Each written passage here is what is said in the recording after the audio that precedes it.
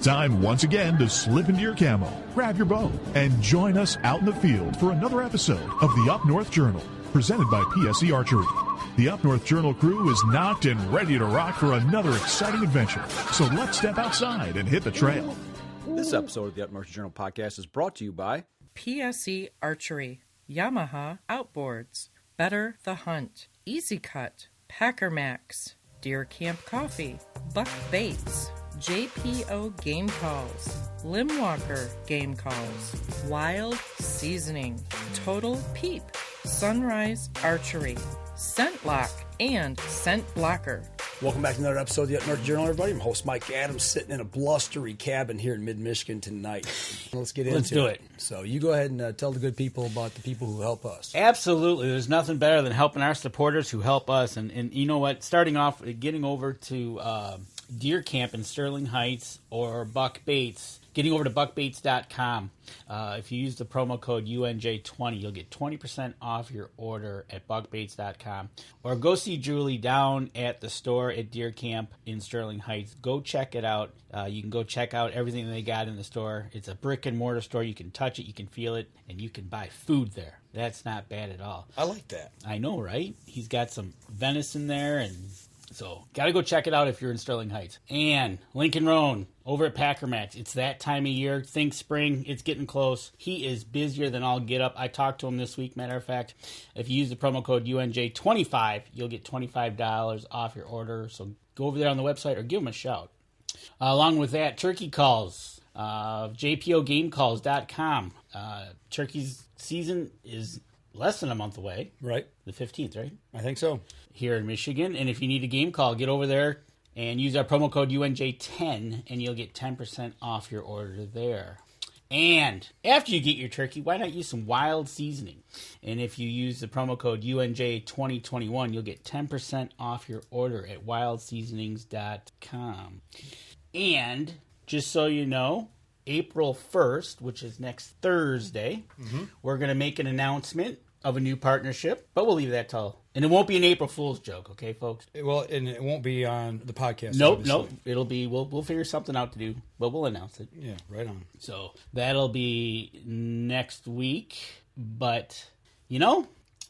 No, I don't know. Where are you going with this? Can you switch to my screen? Oh, you want to go to the Great White up north, don't you? I want to go up and check out what's happening in Newberry, because a big shout out to M123 FM, who's carrying our show up there on the Eastern UP radio station. And there you go, folks. There is downtown Newberry. There's no snow. There's nothing going on there. I've seen a couple cars go by earlier, and it's 27 degrees up there. So they're getting warmer as well. There goes a truck. But... you know what this is meaning? We're getting into spring turkey. We weren't able to go to ATA to check out the new bows to use for spring turkey, but right. I think we need to talk to somebody about that. I think we got somebody on here that we can help us out with that. Mr. Bobby Vargas, PSE Archery. Hey, what's going on, Bobby, all the way from Tucson? How are we doing, guys? There's a lot going on down here. Well, there's no snow now, so we're doing good. There isn't 27 degrees down here. But what's that low at night here? I can still tell you that. How you been? Starting to warm up, starting to feel some spring temperatures out here. Oddly enough, we did get a good blanket of snow Saturday before last, which was super unusual. And we happened to be camping out for a 3D tournament that weekend and woke up to 5 inches of snow outside. But we survived it. I know that's just a dusting for you guys, but that's a lot for us. We survived it. Well, 5 inches is a lot for us right now. This year's been pretty mild. Right. We've been lucky. So you went and shot a 3D tournament. I did. What bow did you use? I took we just came off of our best hunting season of the year for us. The January season is when our deer are rutting. So the whole month of January is our archery season. So I spent, the last several months, working on my Carbon Mach 1. And so it's dialed in, shooting great. I didn't want to set up something new for this first tournament of the year, so I just took my hunting bow right out of my hunting bag and shot that 3D tournament. What distances are you shooting for that tournament? Anywhere from 15 to 55 at this one. It's not a sanctioned event by ASA or IBO or anything, so it's pretty much club rules. And this club, likes to make it challenging. So they were anywhere from 15 to 55 yards or so. Now, typically when you go shoot your 3D tournaments like that, is that what you set up your distances for, or what's your comfortable distance that you shoot out to? My comfortable distance that I'll shoot out to Yep. at a target. Yeah, at a target that's not moving. So at on my hunting site now, and I can grab it so you can look at it. But my bottom pin is 80 yards, and I can keep it on a 2-inch dot pretty consistently. 80 yards. So Danny, you better be a lot further than that. To be honest with you, I would have more pins in it if I had a bigger sight body, but that's as much as I could fit in this site. So I feel pretty good. That's the thing we talk about, Mike and I and whoever we're talking about. We're shooting indoor leagues now, which is 19 meters. And then we're moving outdoors, and then you start getting into your distances, and everybody's looking at everybody else, and, what's the distance? And like you said, if you practice it and you feel comfortable out to 80, then it's all good. It's just, you're not winging them. You're, like you said, a 2-inch dot, you're pretty consistent at. Yeah, I feel pretty good. I'll drop one every now and then or put one out an inch or two, but most of the time I can pretty much drop it into that dot. So I feel pretty good about that. And a lot of it's shot execution. Whether it's 15 yards or 80 yards, you still have to execute the shot. So if you're not pulling off good shots, if you're not anchoring consistently, you're not gonna hit the spot. You won't be near as noticeable at 15, 20 yards, obviously, but you don't want to get lazy at those distances. You want to make the same shot at 15 yards that you do at 80 yards. Well, that's the key to it, right? It's repetition of getting the shot execution, and whether, like you said, because whether you do it, it just happens much faster at 15 yards, and it gets more exaggerated at 80 yards. Right. That's exactly right. Yeah. But, then like you said, if you feel your comfort level at 70, 80, whatever your comfort level is with your long distance, just practice. And, anything closer is going to feel like a chip shot. Exactly. But still got to execute. Absolutely. And, especially it's nice to be able to get out there and practice as much as you can and do what you can. And, it's one of those things that it takes practice to learn your equipment, to know what you're shooting and how it shoots. Yep, exactly. That's what's nice about being in southern Arizona. We have a few more nice weather days out here to shoot outside than you guys do. He's going to rub it in a little bit here. Right. There's just a couple extra days. That's all. Don't worry. That's all I need is a few days. Well, right. We talked in here about the practice and all that, and when we started the show, I want to step back just a little bit. We didn't get our usual ATA 3 or 4 days to hang out together, and everybody talked about it, and we're missing it. How's things going, since the typical ATA time frame to now? I mean, what's kind of going on in the archery world? Was there an impact, negatively or positively, by the ATA show not happening this last year? I think probably a little bit of both. The negative impact is just the fact that it didn't happen. So many people look forward to it every year.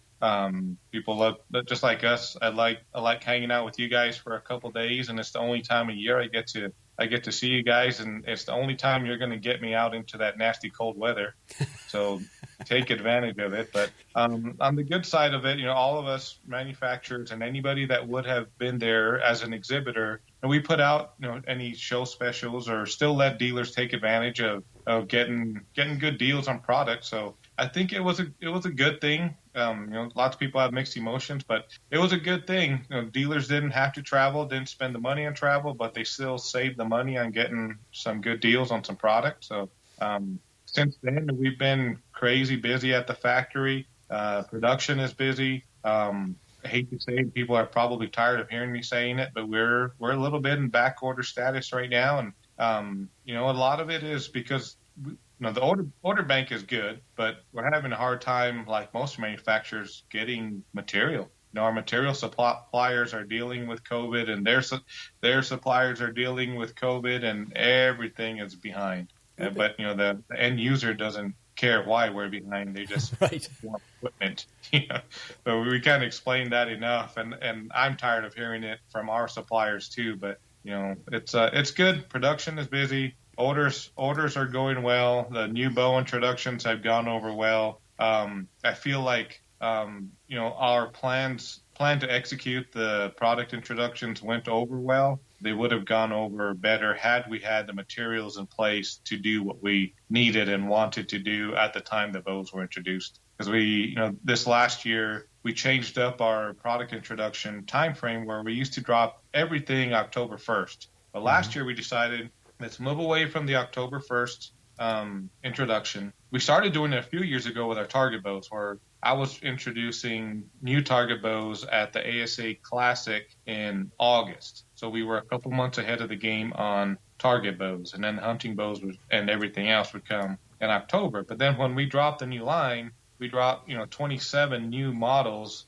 and we're having to ramp up production to build all of these models. So then we're in a back order status for the first 5 or 6 months of the product year. So we decided to do multiple introductions throughout the year. And that's what we'll talk about today, a few of the bows that we introduced throughout the year, but without having material to have these bows built and ready to ship. And on the introduction date, it's hurt a little bit, but people are being patient. And for any of you guys listening or watching out there, we sure do appreciate you guys. Appreciate your patience. Hang in there. It's coming. I promise. We're building as fast as we can. Well, with COVID, I think everybody pretty well expects that. I mean, because it's happening all across all industries, really. And we've heard it a lot, in the hunting industry where, products or supplies can't get to the manufacturers. So, I think people are pretty understandable.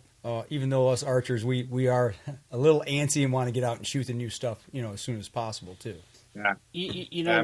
One of the other things that with being patient and people not understanding is, and this goes, I hope, throughout industry-wide, but I know PSE for sure, is your quality control. You don't want to get into a tailspin of rushing things and start to screw up things, and then you get a bad batch of things, and then it just leads to more problems. Or using cheaper material. Whatever, yeah. And me in the audio industry, we're seeing that coming now into the steel side of it, and exactly. So you don't want to rush. People got to understand that you've got certain quality that you guys need to adhere to make sure that bow, when you send it out, you are standing behind it with the quality you said you're going to provide.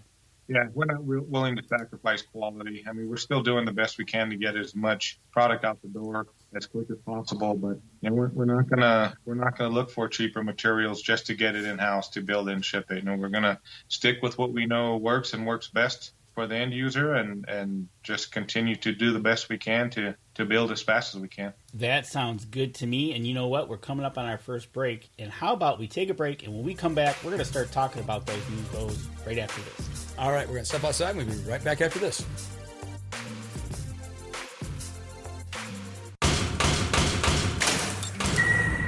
PSE Archery has reinvented the way you buy bows. From now on, you can make the most educated decision possible by basing your bow choice specifically on your shooting needs and goals. All you need to do is ask yourself, what kind of shooter am I? What do I want to achieve? PSE will help find the right category for you. So, what kind of shooter are you? Find out at PSEArchery.com.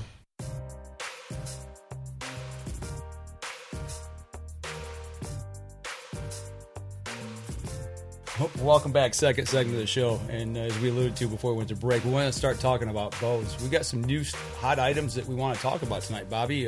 Where are we going first? Yeah, because we weren't at ATA. I mean, we kind of know what you got, but we want to see them.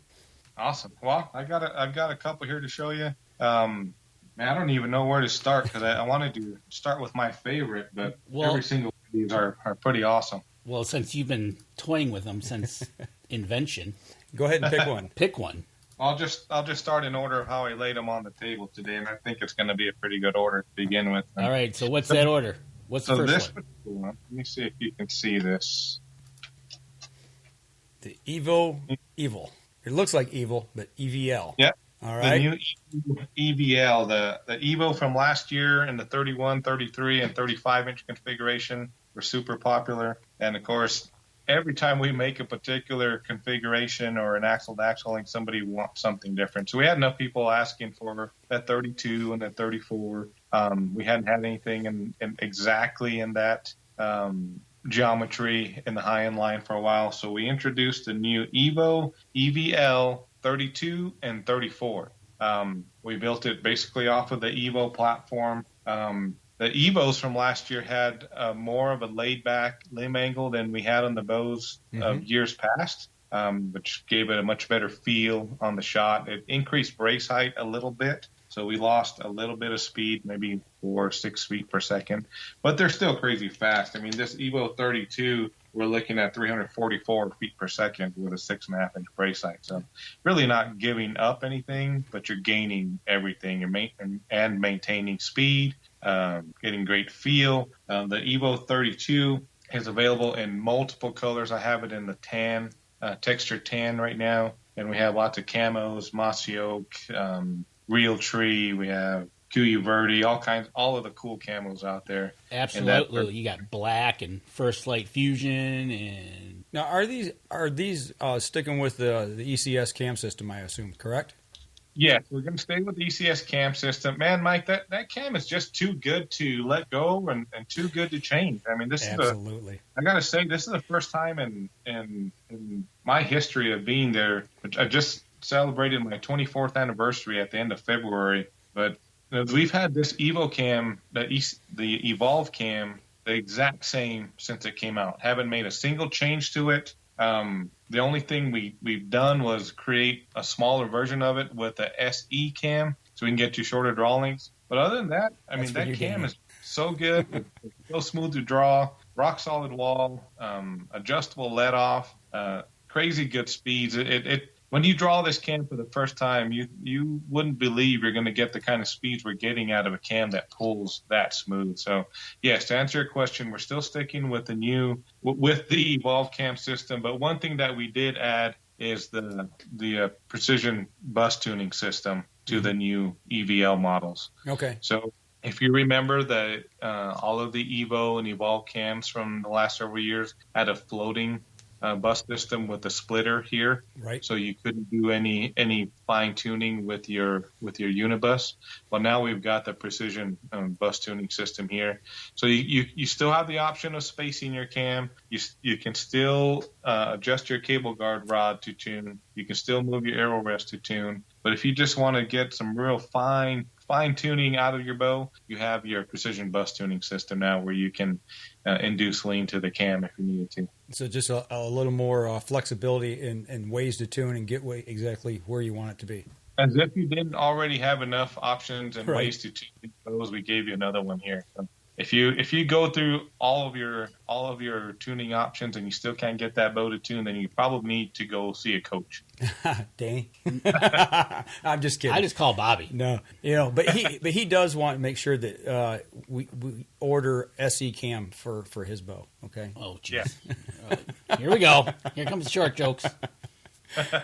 So with that, okay, now that's a great. You're talking about this cam system that has been phenomenal. I mean, like last year's NXTs that we shot, we had them tuned in within 2 arrows, I think. They were shooting bullet holes. I was blown away. And then we went and shot 3D. Yeah, I've never shot a bow that fast. Or shot a bow and had it tuned that fast and went out and shot a 3D course and was just blown away. I believe it. Yeah, they're so easy to tune. I don't have to do much with them out of the box. Of course, I'm touching bows every day, all day long. Mm-hmm. So I can take one out of the box and pretty much eyeball the rest and knocking point and set it and walk over to the paper tuner and pretty dang near get a bullet hole. And if not the second shot, I almost promise you that. But they're just so easy. They're so easy to set up. And it's kind of funny because I get calls every now and then, or I'll get a message on Facebook, somebody asking me a question. I just got this bow, I'm setting it up. What is your center shot measurement? And here's my reply sometimes is you close your eye and then you look down the middle of the string like that and you set the arrow rest in line with the string. Even if I give you a perfect measurement to start from, it's still just a starting point. Right. So that's a great thing that you talk about is some people like to tinker, not gonna lie, but make sure if you need to get to a professional pro shop out there that can help you get to what you need. Mike and I, we don't mess with our bows. We take them to the pro shop, let them guys do it professionally because like we said, 2 shots and we were shooting bullet holes because they knew exactly what they needed to do. We weren't sitting in Why do I want to mess with it and mess with it all day, not knowing what I'm doing, and let the guys who know how to work on them. Right, exactly. So it's just a great thing, Bobby, that, like you said, you touch them all the time. But if you don't, like Mike and I, we shoot them, but on the technical side, we leave that to the professionals. So just a reminder to get there. Yeah, leave it to the professionals to do it.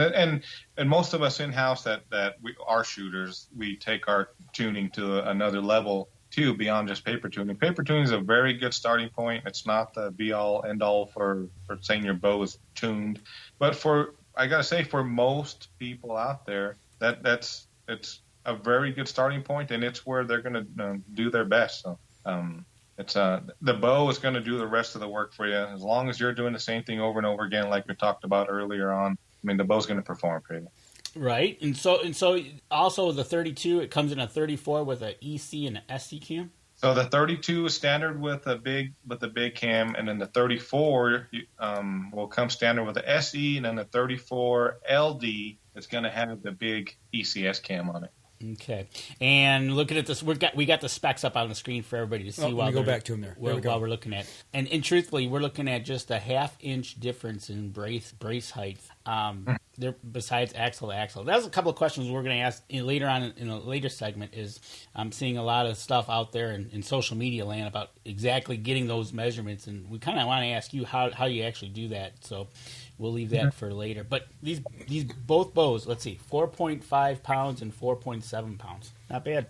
Yeah, not bad at all. We've gone ultra lightweight over the last couple of years, and people like it. And it seems like the trend is going back to feel good. And we probably had the best feeling lightweight bows out there. But the more mass weight you put into the handle, the better it's going to feel too. And getting feedback from consumers, that was one thing that wasn't mentioned as much over the last year. So they're willing to carry around just a little bit more. They're going to hold it steadier. Bow's going to feel better on the shot. I mean, overall, a little more weight is a little better overall.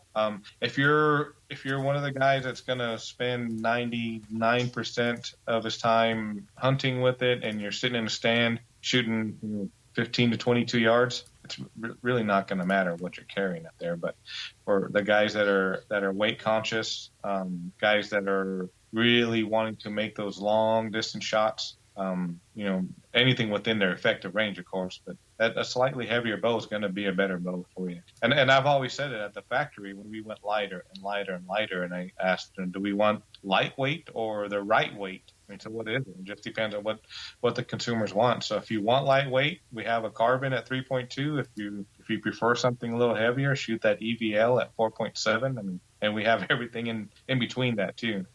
Lots of options. That's the thing. Besides weight, I noticed one of the more finickier things on a person with a bow is the handle grip. Some like it thin, some like it thick. Some it's interesting to watch people. Oh, this is too thick or this is too thin. Yeah. So and that's a neat point that you bring up, because we had that brought up to us a lot over the last couple of years. So in the beginning of 2020, we introduced our overmold comfort grip. So the bows will ship with this, and I wasn't sure how I was going to like it, because I've always liked the real narrow grip on our handles. And then I started shooting one with the overmold comfort grip, and it's a good feeling grip. I like it. Yeah, it's really narrow. But if you don't like having an extra grip on there, there's 2 mounting bolts right here, one here and one on the other side. You rip that off, and it's the same radius grip that you've had on our bows for the last several years. So you have both options. Right, yeah, exactly. And then if you want, you can go to a piece of tape or whatever you want to do with it. Yeah, I left the overmold grip on mine last year, and it didn't bother me at all. I was quite surprised at the feel of it. It definitely made it, a nice noticeable difference for me. It felt really good in the hand, so I just left it on. I did that as well with my 33. I'll probably leave it on this 32. Okay, well, we covered everything on that one there? Yeah, I think so. Okay. Well, one quick question while we're getting the next one there. 31, 33, and 35, and then now we got the 32 and the 34s. 1 inch difference on the length like that. I mean, what are we getting out of that? I mean, why is it that critical, that 1 inch difference? Does it make that much of a difference, or is it just what people are wanting for length? It's just what people are wanting, and then us being able to react to it. Okay. I mean, between a 34 and a 35, no, you're not going to see a huge difference. But between our 31 from last year and our 35 from last year, obviously significant difference. Mm-hmm. So we had the 35 in the line for the Evo NXT was in the line for a year, but we had several 35s in that Evo and that Evolve line for the last 4 years. So there are a lot of 35-inch options out there. Okay. Not a lot of 34-inch options out there. We had the 33, we had the 31. So lucky, lots of people have bought those geometries and already have them in hand. So it's time to offer, something slightly different. And with having a design team in-house and being able to react to those kind of requests, we're able to come up with a 32 and a 34. Yeah, that's what I like about you guys. You listen to the consumer, and when they make some requests, you guys pretty well follow suit and give people what they want. Yeah, pretty much. Feel pretty good about being able to do it. And it's neat to be inside to see it all happen too. All right, so what's the next one we got there? So the next one in our hunting line, another price point model, and that's our Drive NXT. Okay. Yeah. So the Drive NXT, the Drive model is kind of a sleeper bow. I mean, even at the price point, or get to your local dealer and check the price point out there. I believe I want to say it's $699 bow only. Might even be $699 for the package. I didn't bring my price book here in front of me, but I know this is a mid-price point hunting model bow. You're getting, speeds. Where are we? Shooting 330 feet per second. Got an 80% let-off standard ZF cam on this one. It's got a rotating intercam module on it for adjustable draw length. This one does not have the adjustable let-off that the ECS cam does, but just one of the things that you give up for going to a price point model bow. Right. But other than that, I really can't point out very many other things that you're giving up going to this model. I mean, you're getting incredible speeds. You're getting smooth pull cam, high let off, super comfortable feel. It has the new precision bus tuning system on there. They also share the same backstop. They have Livewire custom bowstrings. So you're getting all top of the line stuff and top of the line performance, top of the line features at a mid price point bow. This is a dealer only bow. You won't find this bow at any kind of box store, only at your dealer. So get to your dealers to try it out. It's available in multiple colors, weight options, right hand, left hand, all of that good stuff. Yeah, that Drive NXT, and also coming in at 4.3 pounds. And what you did gain is on this one, your draw length increases. You can go from 24 to 31 on this one. Huge. Yeah, that's huge. So with one cam, you can fit so many people, so many archers out there. That's nice. So, and that's one of the things. One of the things nice about it. One of the things we always noticed about PSE was the ability to cover a wide variety of your customer base, young, old, short, tall. You always there's something in the line for them to try. Mm-hmm. So that's just a great thing. And this Drive NXT, like you said, is at your local pro dealer. So you need to get over there and shoot them, because you got to shoot these things. Because I had a coworker hit me up and say, hey, when's, he ended up purchasing the EVL, but he went through and he shot the Hoyt, the Matthews, and the PSE. He went over there to Derek over at Sunrise, lined him up, and he just kept shooting. There you go. And Derek kept saying, what feels good with you? And it ended up being the EVL. Nice.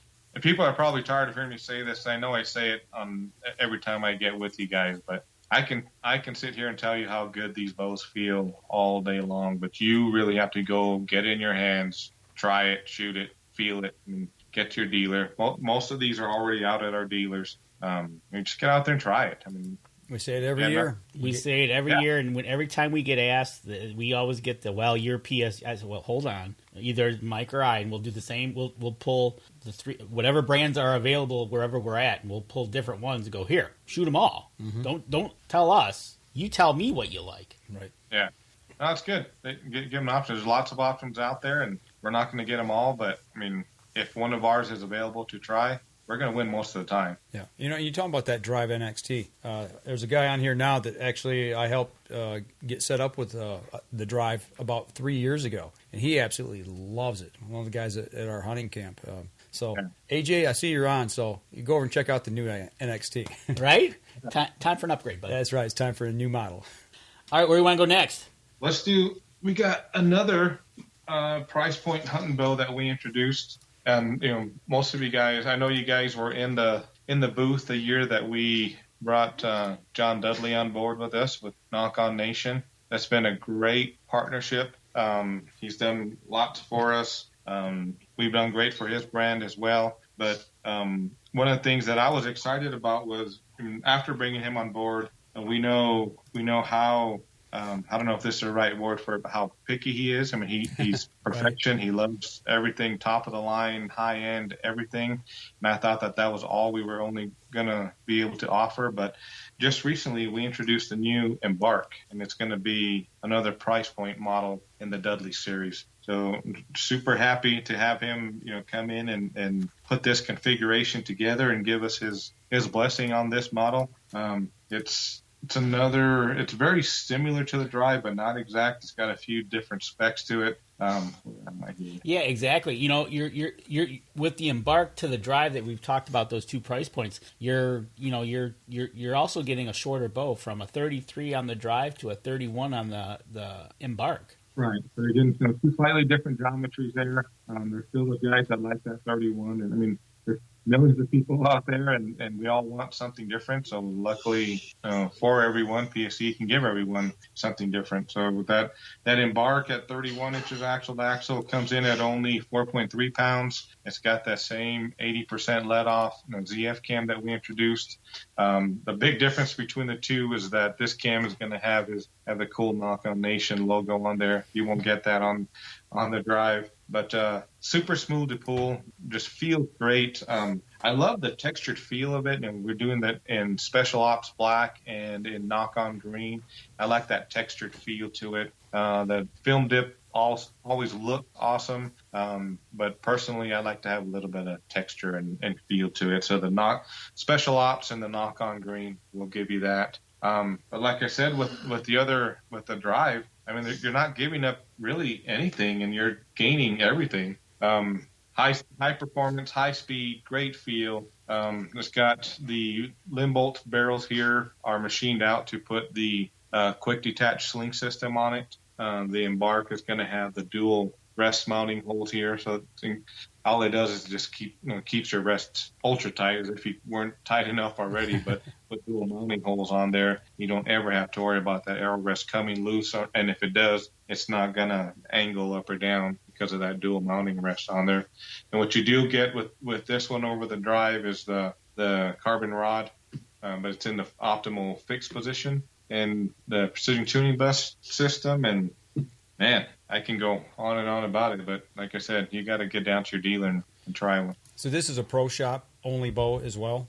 Correct. Pro Series only bow. You won't find this at a box store, only at your local pro shops and dealers. All right. I tell you what, we need to take our second break, so we're going to step outside, take our next break, and that way we can kind of regroup here and figure out which one we're going to go to next. So, all right. Everybody get your questions ready here. Get them online here in the chat room. We're going to step outside, and we'll be right back after this. PSE Archery has always dominated the speed category. Now, the most revolutionary cam system ever to hit the market has perfected the shooting experience. Introducing PSE's Evolve Cam System, featuring extremely high let-off capabilities and the smoothest draw cycle in history. No other cam system has ever delivered this level of total comfort and total control. Experience PSE. Experience performance. Welcome back. Third segment of the show. We've talked a little bit about the hunting lineup here. Now it's time to get into the target lineup. Speaking of target, before we get back to Bobby. Okay. This is our last week of indoor. It is. It is position week. Is that what it is? Sunday night is position week. Where are we at, by the way? Do I even want to know? Well, I don't want to get you nerved up. Are we going up against the boys we went up against 2 weeks ago? Yeah. Man. It's 1-2. Oh, man. Right? Bobby, So- Bobby, you got to throw some good PSC luck, man, our way. I guess we're sitting in second place. So, I will. And I Lock gotta- some of it out there. I got to give a shout out to Rich Tyberg. I had him autograph one of our koozies, and I did it respectfully because it goes to show you about archery people. He's a recurve shooter, right? He's a recurve shooter, and there's been this lady there. I think she just might have got into it the last 2 weeks. Okay.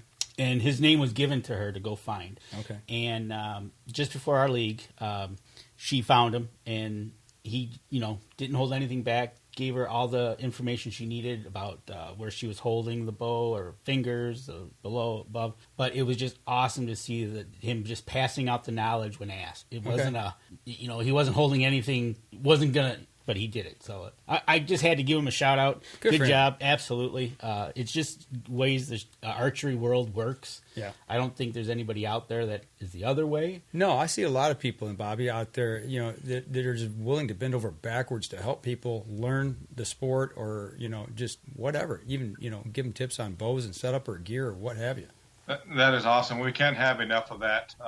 'Cause if the experience isn't good, it's not something you're going to want to stick with. And it's funny because there's a local shop here. I haven't shot there in a year just because everything's been shut down. I haven't had leagues, but now they're starting to open up again. But when my boy and I were going there for league on Friday nights, it's hard not to look at everyone as they're shooting. And I'm not trying to pick them apart, but you just notice things. And if you see something where they might need a hand somewhere, I have a real hard time not talking to them about it. And it ends up taking up most of the evening. But I hope they appreciate it, and I feel like they leave there, feeling better about a few tips about what they can do better, or set their bow up a little differently. But the experience has to be good, and if you're not having a good time with it with anything, why would you want to do it again if you're not having fun doing it? So. Well, I don't know. Sometimes the word fun for me, if I'm having a bad night, shut up, Danny. It's almost like golf. It's fun, but if you're not challenging yourself, I don't feel like you're growing. I mean, I'm always trying to get better. That's the most frustrating fun that I have is golfing. That's a great way to put it. The most frustrating fun that you can have. Yeah. Shut up, Danny. I'll strike well a couple times, and maybe my head gets big after that, and that'll focus on the next hole, and shank a few balls. But I keep going, and we're going again this Saturday. By the way, we have, in case you didn't know, Danny, we're going to be like 74 degrees this Saturday, and lots of sunshine. So we're going to take advantage of that one extra good weather day out of the year that we have compared to you guys, and go do a little golfing. One extra day. I know, right? Yeah. One extra month, maybe someday, 2 extra months. Someday, I'm going to drag him through the snow in Michigan somehow, some way. I thought you were going to say someday you're going to come down here. You've been threatening to do that. I want to do that. There is no doubt in my mind I want to get out to Arizona. There is no doubt. Speaking of getting out there, if we want to get to our target bows, what are we going to get to?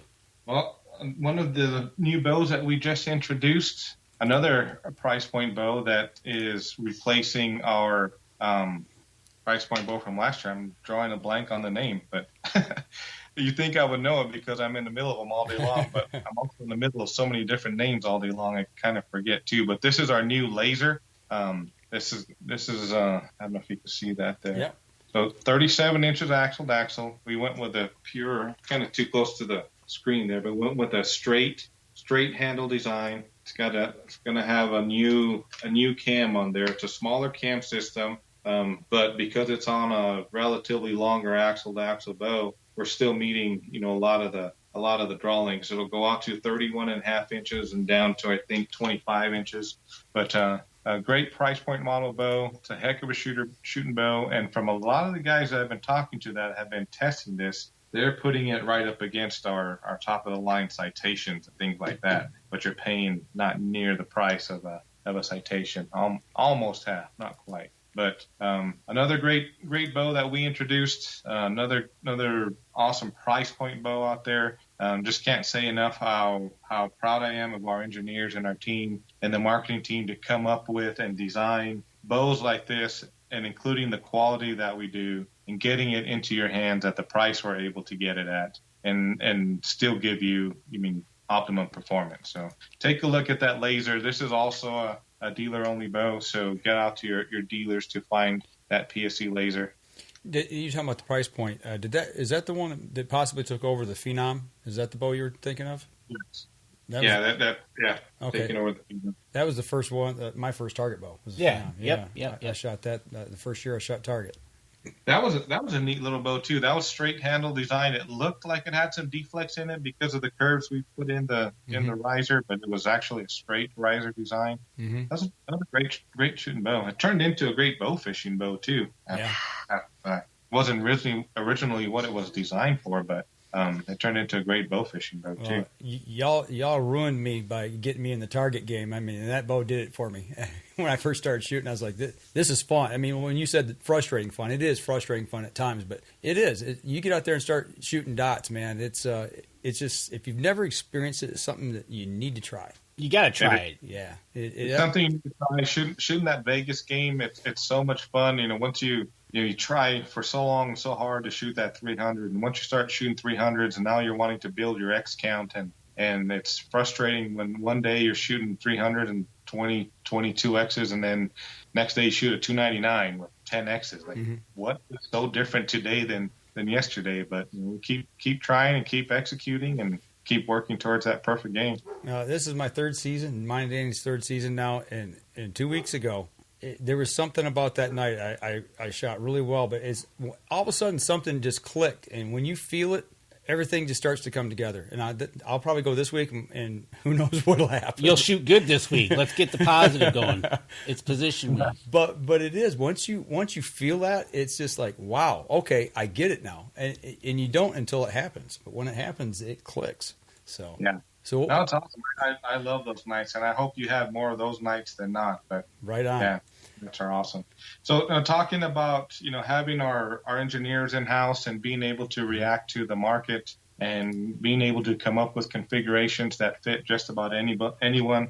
Danny, this one has pure default inspiration on it. It's our new Citation bow, and I was a little reluctant to bring this one out here tonight, only because we haven't built and shipped any yet, but it is going to be available. It is a bow that we introduced, and it's in the catalogs that are out on the dealer's counter right now. This particular one in my hand is a Citation 34. It's a 34-inch axle-to-axle bow.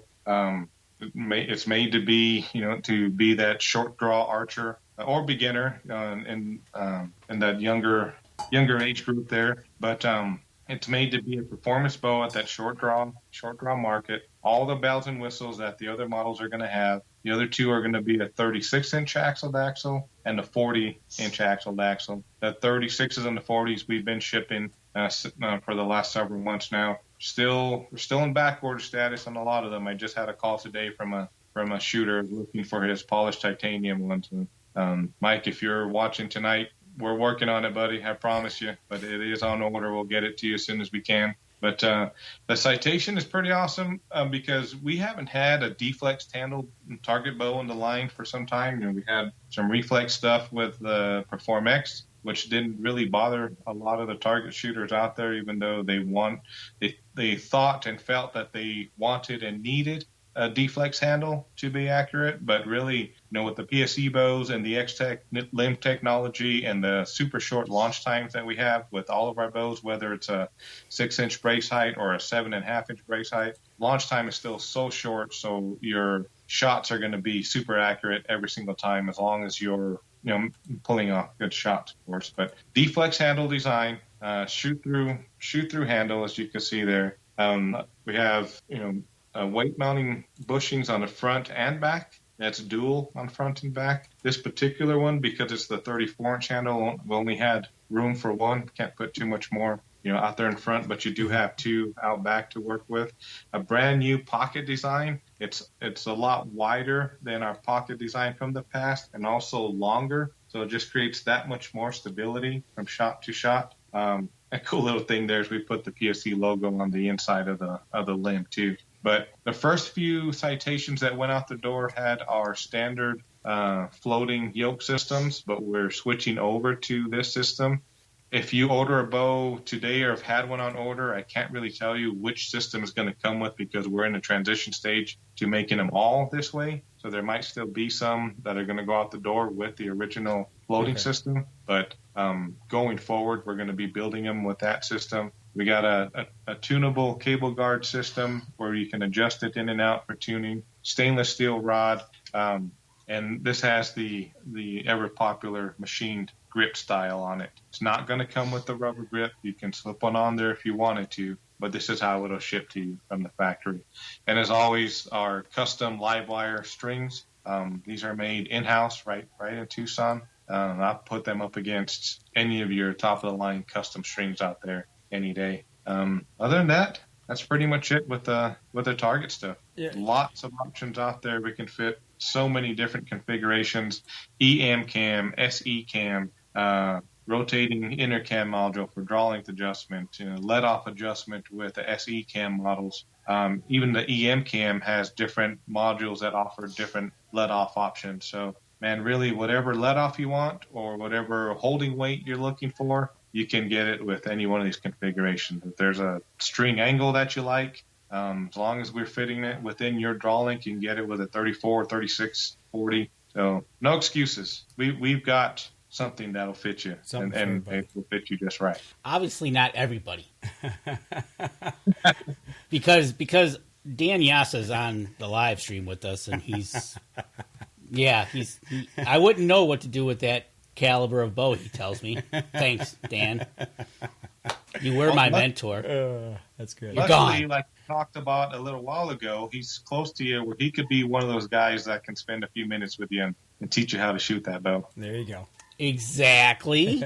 Well, getting back to the bow there a little bit, you're talking about the dual mounting holes in the back there. The thought in that, I assume, is you drop that weight down, you get it down, you got a lower center of gravity, it holds that bow a lot steadier when that weight's down lower on the bottom end, correct? The lower you get it, and then the lower you get it to, it lowers your center of gravity. It lets you use less weight to get you the same balance that you would get by mounting it up higher with more weight, if that makes sense. But there's some guys that are out there that just load their bows up like crazy. I'm too much of a sissy for that, so I like the lower mounting bracket so I can use less weight to give me the same balance that I would get with the upper mounting hole. Okay, I didn't even think about that. Getting that down lower, yeah, you can drop that weight down, get the weight off of it a little as well. Nice. And the further away you get the weight from your pivot point here, too, more of a plumb bob you get. You drop it down here, it helps with holding your bubble level. I mean, you still always want to check it. You can use your stabilizer system to kind of help set your level, but that kind of works as somewhat of a plumb bob, too. Does that one have the hole in the rear on the center to come out the back for weight on the bottom? What was that now? Yeah, okay, I see them. Yeah, I got them. Yep. There's two mounting holes. There's two of them. Yep, okay. Nope, exactly. The lower the weight, the more steadier the bow in hand. Yep. And like you said, some out there just load it up with whatever they got, and then to me it gets finicky.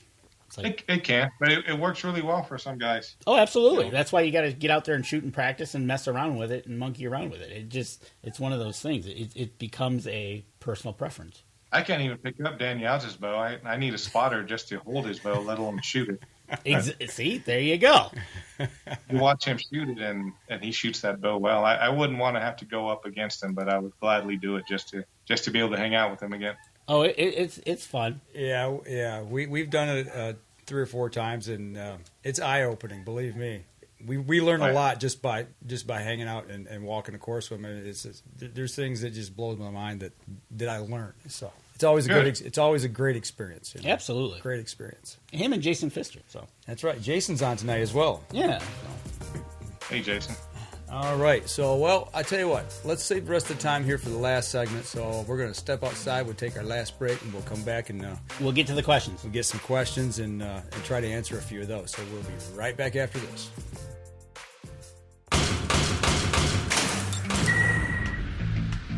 Acceleration is part of PSE's DNA. PSE pioneered the speed movement. Now they've developed the vapor category to help you find the most powerful bows on the market to fit you. High speed equates to intense power and building the momentum you need to be successful. Are you a vapor shooter? Find out at PSEArchery.com.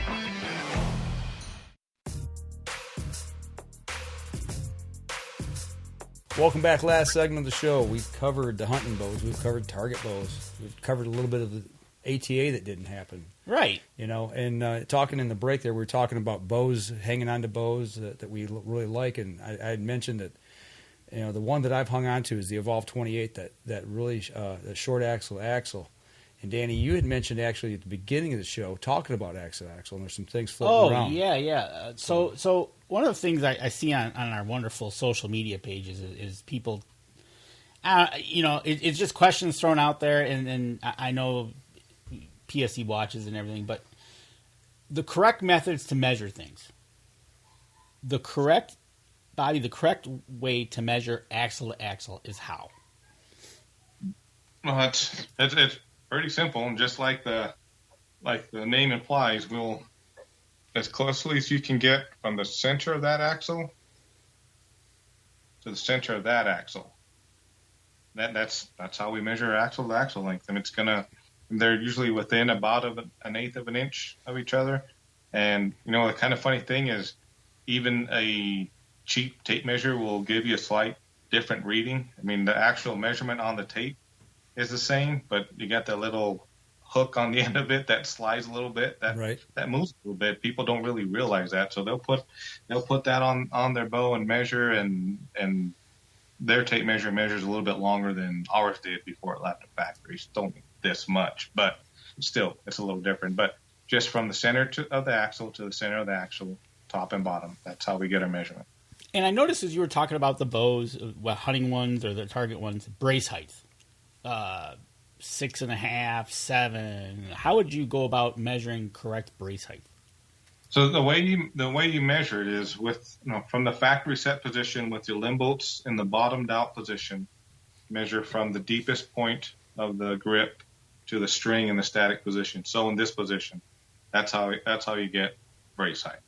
So one thing that people don't realize is if you get, like one of the bows I showed you earlier had 15 limb bolt turns of adjustment on it. So if you take that limb bolt all the way out as far as it's going to go on the top and bottom, you're going to increase your brace height significantly. So to measure the factory published brace height, you need to do it with the limb bolts in the bottom position from the deepest point of the grip here to the string.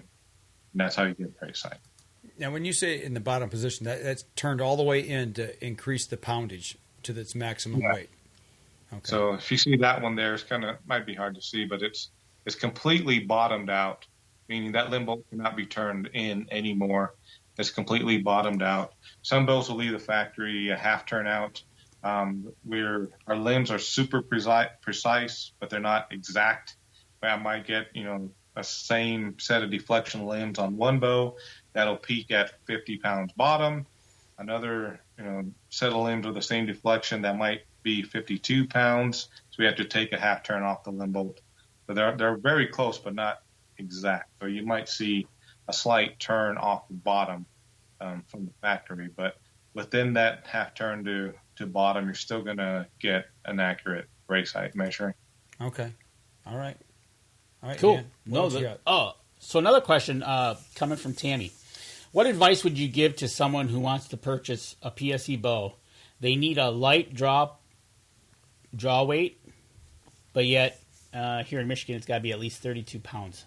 So what type of bow would you lead them to try for PSE in that light draw weight category?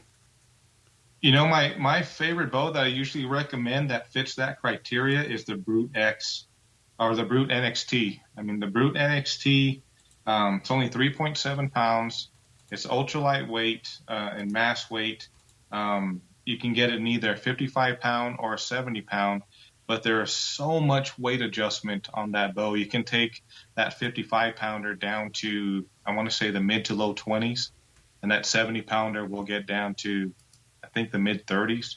So if we're just starting out and you want a good performing bow that has a lot of the high end features, I would definitely look at that Brute NXT. Okay, and the Brute NXT, like you said, goes from 22.5 all the way to 30, and like you said, with the turn down on it, you get a 55, but you can turn it way down. Right. Okay. What is her draw length? Did she mention draw length? No, she doesn't mention draw length. So I'm going to say she's probably 28-ish. She's tall. Yeah, 28, 29. Yeah. So tall is a relative term when it comes to talking between you and me. Right. Well, everybody's taller than us. Yeah. So cool. Any other ones there? Yep. The thing that is really neat about pretty much all of the cams, but starting with the cam that's on that brute, it pulls a lot smoother than you think it would. So what I've heard from so many people is they can comfortably pull more weight than they thought they could because our cams are so smooth to pull.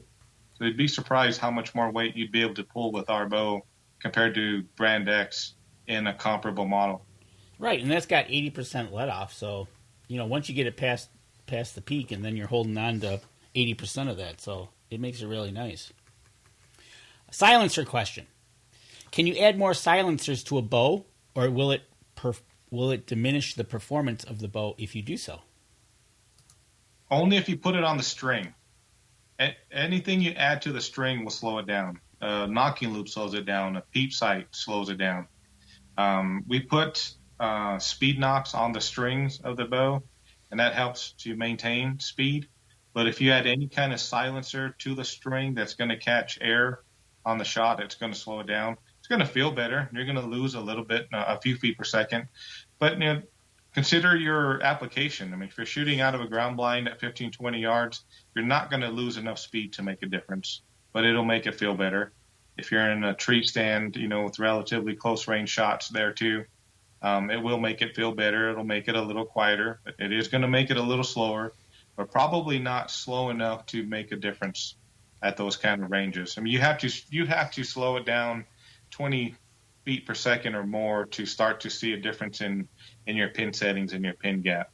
So yeah, you can put a silencer, you can silence it any way you can. You can put, there's probably too many limb silencers that you can put on your limbs, but what comes on all of our bows already is already doing as much as it's going to do for that bow. So the only thing else that you could do with it is maybe put something on the string, which we already help with that by putting the backstop on. But a lot of the vibration and the noise you feel on a shot, with our bows, you're feeling next to nothing. But what you are feeling is a string oscillating back and forth after the shot.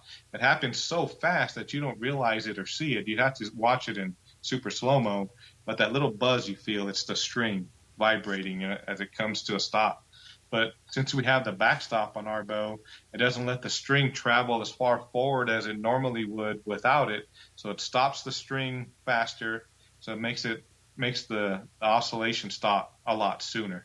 And plus, with the X technology limb system that we have, the limbs pull the cable and string system together so tight, so fast, it also stops that vibration of the cable and string. So, yeah, probably gave you more than you wanted to hear, but yeah, you can put some string silencers on it. It's going to help a little bit. It's going to slow it down a little bit, but you're already getting probably the best performance out of it. And truthfully, if you're going to put silencers on your bow, before you do that, have somebody stand next to you while you're shooting it, because since you're right there at the bow, you might think it's really noisy, but a couple yards away, it's a totally different ballgame. Well, what we've done a lot of times is we've taken our cell phone, and record it, so you can actually, you can hear what you think you're hearing up by your head, your ear as you shoot, versus, like Danny said, standing away, and seeing what the difference is. Yeah. If you were to want to thicken your grip, how would you want to do that? Would you? Go ahead. There are a couple. I can't remember the exact name of it. I know our VP of sales uses it, but there's this overmold grip that you can put on there. It's big, kind of rubber, foamy rubber kind of stuff. I apologize. I can't think of the name. No. It's fine. It's one of those things that it's a comfort thing, and you could use duct tape if you want to get to the thickness. Hockey tape. That's what I use. It's just one of those things. I know he's used to his wooden dartons that we used back in the 80s. You're putting like a 4x4 in your hand, right? And it's kind of a hard question to answer, only because we've worked so hard on narrowing our grip as much as we can over the years and still maintain the structural integrity, the best we can without going too small. So right now we've got it as small as we can get it, because that's what the industry was asking for. But the less contact you have on your hand, the less chance you have of torquing the bow. So we're making our grips narrower and narrower and narrower. But even with the rubber overmold grip that we have now, it does widen it a little bit. But we worked long and hard on developing that grip to make it a super consistent grip, where it's not putting such a big piece in your hand that's going to create some torque. So personally, what I've used and what I like is the thinnest, racquetball tape. And then there's some tennis racket tape out there that's a little bit of like a foamy material. Mm-hmm. I've used that in the past before too, and that seems to work out well. But personally, I like the thinner stuff, so I use those ultra thin like racquetball tape. Wow, man, doesn't like Danny. Wait a minute, why me? Just Danny, buddy. You must have heard my voice, right? What that vicious sound was? Here, buddy, come here. So Dan Yass is calling you out that you should not lie. You won the Armed Hiker Award more than anybody. Dan? No.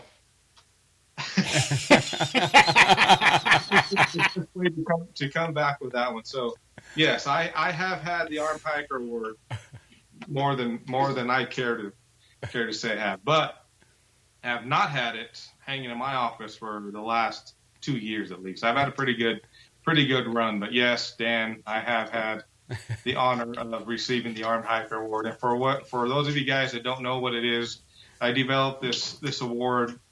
Shoot, I don't know. It was probably 13 or 15 years ago, where guys were going out on hunts, and a lot of us at the factory hunt, and we'd go on a hunt. If you didn't come back, without filling your tag, you were just hiking with a weapon, so you're armed hiking. So we came up with this Armed Hiker Award, and if you went out on a hunt and didn't kill anything, you would get this award, and there was this cool medallion. Not so cool if you're the recipient, but there was this medallion that we would have to wear for the day. We had exceptions for the guys that were working in the tool room because they can't have anything loose hanging off of them, but if you could, we had to wear the medallion for the day so the office could see it. And we had a big poster printed and framed that had to hang in your office in a very predominant place for the world to see that you were the current recipient of the Armed Hiker Award. Nice. And the last time, Pete was the one that presented it to me, and I think I'm the one that gave it to him. But I've since passed that on a year and a half ago or 2 years ago, and I haven't had it back, so I'm doing all right now. But, yeah, Dan, thank you for reminding me of my run as an armed hiker. There we go. See, it's always good when you have live people on here. That's right. Get you thrown under a bus. Yeah, you got to bust some chops when you can. You know what I'm saying? 2 days ago or 3 days ago, we found out the draw results for Arizona, and I once again did not get nail tag in Arizona. So that's 11 years for me now. It's killing me. Wow. 11 years. That's a long time. Is it like a point system where it keeps building? Yes, but it doesn't seem to be working for me. Right? Okay. Gotcha. Okay, so that's all the questions we got, but obviously we've got some of our questions that we typically ask, but we're not going to typically ask our typical questions because you've been on before. One of the questions I got is your longest bow kill. What is it? 96 yards. At? On film on a jackrabbit. No kidding. 96 yards on a jackrabbit. Yep, 96 yards. I did hit him a little low, got him, but still got him through the lungs. I missed the heart by that much, but still got him through the lungs. Well, you put a vortex, 2-inch vortex broadhead through a jackrabbit anywhere in the body, he's not going to last. But right. I actually put a good shot on a jackrabbit at 96 yards. That's impressive, man. I mean, it's not like you were shooting at an elk or an elephant or anything like that. You were shooting at a jackrabbit. Yeah, man. And I've have a deer at 60. That was my longest out of a tree stand. Shot a javelina at 57. That's a pretty small target too. That is. Shot at 57. Shot a javelina at 3 yards too. That's almost as hard as shooting it at 57. Right. Yeah. Danny and I got 2 trees at 60 yards at TAC 2 years ago, shooting at a javelina at 60 yards. Yeah, it didn't work out well. Have you ever shot TAC? I have not yet. We have some local tournaments out here that are kind of those hike to hunt style challenges. It's similar to a TAC, but I haven't been to an actual TAC event yet. Okay, you got to come up to Michigan one year when we got up here. Danny and I will be shooting Saturday this year, June. Yep, 14th, 12th, something like that. 12th. Okay, Mike, I'm afraid you're going to hike circles around me now. I've been watching your progress this last year. I'm pretty proud of you, buddy. Yeah, well, you haven't been watching the last couple months. I had knee surgery, so I've slowed down a little bit. But I want to get back at it. Once we get the cabin moved, I've got some new biking and hiking trails right next to the new cabin, and it's going to be a whirlwind. I look so much forward to this year, getting back out and getting back on my feet and plugging away again. And Danny and I have talked too. I mean, one of these days we're going to jump aboard either a plane, train, or bus, and we're going to head out that way and stop over and see you guys if we ever get this COVID stuff behind us. Yeah, we would love to have you. As soon as your knee gets better, throw Danny on the baby carrier and go hiking and work it out. I do have a rucksack that he might fit in. Yeah, what do you think, Dan? Boy, you didn't think we were going to end the show on a nice note, did you? Of course not. No. You know what, though? I would gladly jump on Mike's back if he's going to carry me out to Arizona. Nope, that's not happening. No. Well, if that's what it takes to get you here, I'll go pick both of you guys up and bring you down. But we'd love to have you. One of these days we're going to take you up on it. Seriously, we need to get out west and have some fun. And in speaking of having a little bit of fun, I mean, I know it's way too early to tell yet, but do you think, just on a personal note, do you think ATA is going to happen this year? Next year, this coming year? As of today, yes. And I say that because right before we got started, I was telling Danny, we already got notification that we have our booth selection coming up in May. Mm-hmm. So at this moment, they're planning to have it. Okay. They also plan to have it in 2021, but it got shut down at the end of the year. So I don't know. We'll see. I mean, with things kind of going the way they are, it looks like some of the restrictions are lifting. Hopefully it snowballs into greater unrestricted areas everywhere from here to the end of the year, so they can have it. Love to get out there and see you guys again, see all of our customers that we miss seeing this year. But yeah, as of this moment, it looks like we are. You know what? It's going to be in Louisville. Yeah, it's going to be in Louisville this coming year. All right. Louisville. That's right. Louisville. That's right. We're just looking at that. Yep. So it will happen. If everything, because Louisville's a lot less restrictive than Indy was. Yeah, but the problem is me getting out of state. Well, see ya. I mean, seriously, that's a huge issue right now with a lot of people. I mean, it's like, yeah, you got vacation time, go ahead, take it, but it's going to cost you an extra 10 days when you get back. So I'll FaceTime you. Thanks.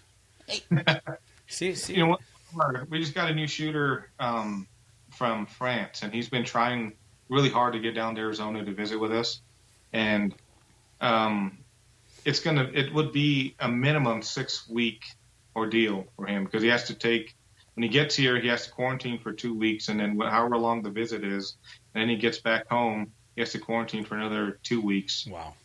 It's a month off of work for anybody to travel like that. It is, and it's crazy, of what's going on now. How is that affecting tournaments around the United States? Are we seeing any decrease in tournament action because of that, or participants? In 2021, 2020 had a huge impact. A lot of tournaments were canceled. The few organizations that were able to have tournaments had to limit the amount of people. So yeah, I mean, it's still going to have an impact this year for sure. There's no doubt about it. Just for the fact that like Sebastian, where he can't come down to participate in a domestic event here that he normally would have, because it's just not feasible. He has to take way too much time off from work to do it. But all we can do is cross our fingers and see how things go, and see if the restrictions get lifted more and more as time goes on. Right. That's all we can do is hope and pray for the best, and just keep on shooting and get back to normal. Right. Well, I'll tell you what, we've taken up a little over an hour of your time tonight. We appreciate you hanging with us here. If you just hang with us here for just a minute, but we're going to wrap up the podcast portion. For those of you listening on the podcast, make sure you get over to PSE's website, check out the new lineup. Don't forget to support your local pro shops as well. Go over to social media. PSE's got a lot of different forums and things going on over there that they participate with. Give them a like, follow, share, and on all their social media platforms. But that'll do it for us this week. And remember, like I said, we're going to be off for just a short time here until we get things resituated in the new cabin, and we'll be back stronger than ever. We'll be doing live drops throughout the week just to stay in contact with you guys and let you know what's going on. But absolutely. And stay tuned for a April 1st major announcement. But it's not going to be an April Fool's joke. But it won't be an April Fool's joke, right? No. So it's legit. Right. So that'll do it for us this week, folks, here on the podcast. Y'all take care, shoot straight, and be safe. This episode was brought to you by PSE Archery, Yamaha Outboards, Better the Hunt, Easy Cut, Packer Max, Deer Camp Coffee, Buck Baits, JPO Game Calls, Limwalker Game Calls, Wild Seasoning, Total Peep, Sunrise Archery, Scent Lock, and Scent Blocker. Thanks for listening, and join us again here next week. Until then, remember, as we always like to say, if you're out on the water or in the woods, shoot straight and be safe. Until next week on the Up North Journal.